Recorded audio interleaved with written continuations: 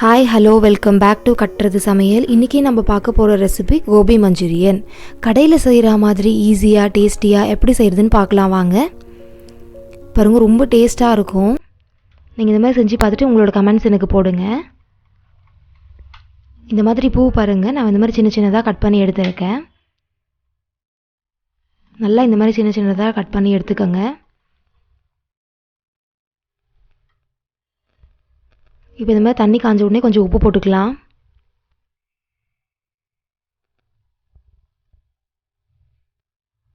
இப்போ அந்த பூ அதில் ஆட் பண்ணிக்கலாம். இந்த மாதிரி கொதிக்கிற டைமில்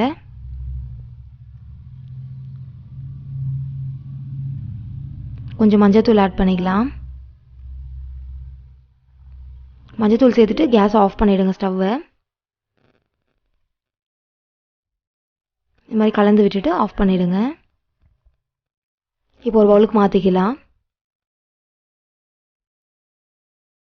இப்போ பச்சை தண்ணி சேர்த்து நான் கழுவிக்கிறேன். இதை ஒரு வாட்டி அலசிக்கலாம் நல்லா.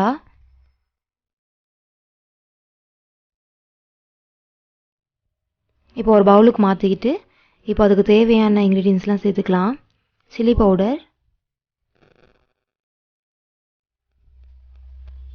கொஞ்சம் கார்ன்ஃப்ளவர்,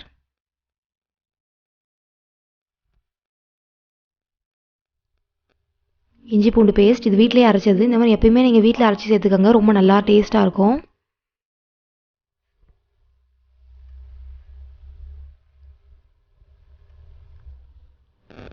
கொஞ்சம் மைதா, கொஞ்சம் அரிசி மாவு,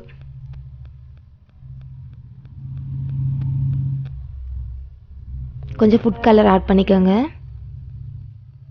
ஆட் பண்ணிவிட்டு நல்லா இந்த மாதிரி கலந்து விட்டுக்கோங்க. நீங்கள் ஒரு ஃப்ரிட்ஜில் ஒரு 10 மினிட்ஸ் வச்சுட்டு அதுக்கப்புறமா பொரிக்கலாம். அப்போ ரொம்ப நல்லா வரும் கிறிஸ்பியாக. இப்போ எண்ணெய் காஞ்சிடுச்சு. இப்போ இந்த மாதிரி ஒன்று ஒன்றா சேர்த்துக்கலாம். இதில்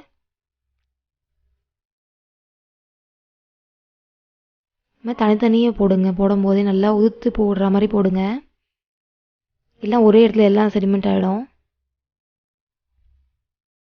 இப்போ பார்த்தீங்கன்னா திருப்பி போட்டுட்டு இந்த மாதிரி நான் எடுத்துட்டேன்.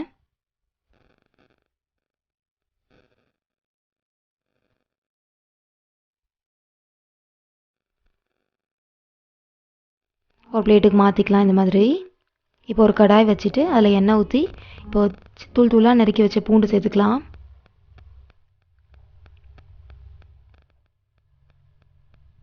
நல்லா ஃப்ரை பண்ணுங்க. வெங்காயம் சேர்த்துக்கலாம்.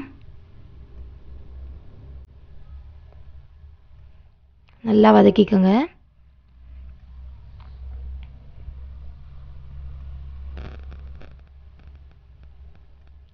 குடமிளகாய் எடுத்துருக்கேன். க்ரீன், எல்லோ, ரெட்டு, இது மூணுமே எடுத்துருக்கேன். உங்களுக்கு ஏதாவது ஒன்று கிடைச்சா அதையும் நீங்கள் சேர்த்துக்கலாம். எனக்கு மூணுமே கிடைச்சிது, அதனால் நான் சேர்த்துக்கிறேன். கொஞ்சம் டொமேட்டோ சாஸ்,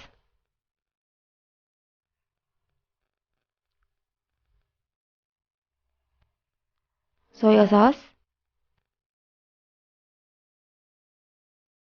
கொஞ்சம் க்ரீன் சில்லி சாஸ். இது மூணுத்தையும் சேர்த்துட்டு நல்லா இந்த மாதிரி மிக்ஸ் பண்ணி விடுங்க. உப்பு நம்ம இதுக்கு ஆட் பண்ண போகிறதில்ல, ஏன்னா அந்த சாஸ்லேயே இருக்கும் இல்லைங்களா, அதனால நம்ம உப்பு சேர்க்க தேவையில்லை.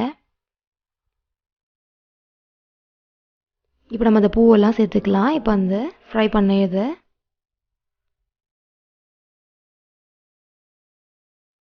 எல்லாத்தையும் மிக்ஸ் பண்ணி நல்லா இந்த மாதிரி மிக்ஸ் பண்ணி விடுங்க. இப்போது எல்லாத்தையும் ஆட் பண்ணிவிட்டு